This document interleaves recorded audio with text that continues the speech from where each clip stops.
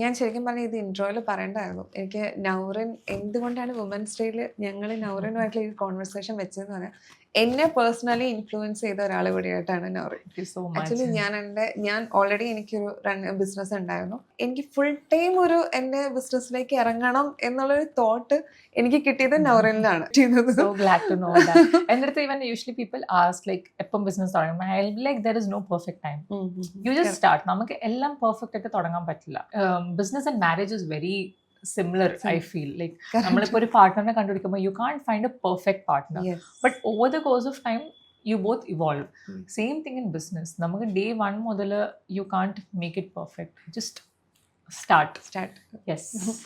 എനിക്കും കുറച്ച് കണക്ട് ചെയ്യാൻ പറ്റുന്നുണ്ട്. ഇപ്പം ഞാനും എൻ്റെ സിസ്റ്റർ, എൻ്റെ ഹസ്ബൻഡ്, ഞങ്ങളുടെ ഫ്രണ്ട്സ് എല്ലാവരും കൂടിയിട്ടാണ് ബിസിനസ് ഉള്ളത്. അപ്പോൾ ഈ പറഞ്ഞ പോലെ ഇപ്പോൾ സ്ട്രഗ്ലിംഗ് സ്റ്റേജിൽ ഞങ്ങളുടെ കോൺവെർസേഷൻ ഫുൾ ടൈം ഈ ബിസിനസ് ആയിരിക്കും.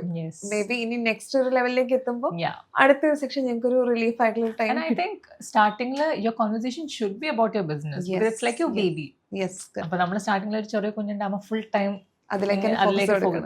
So I think business is also like that. It needs a lot of attention. പല ആൾക്കാരും വിചാരിക്കുമോ എനിക്ക് 9 to 5 ചെയ്യാൻ പറ്റില്ല, ഞാൻ ബിസിനസ് തുടങ്ങാം അപ്പോൾ ഒരു സമാധാനം ഉണ്ടാവും. No. Business is like 24/7. Because especially നമ്മൾ കസ്റ്റമേഴ്സ് ആയിട്ട് ഡീൽ ചെയ്യുമ്പോൾ it's very important that you value them.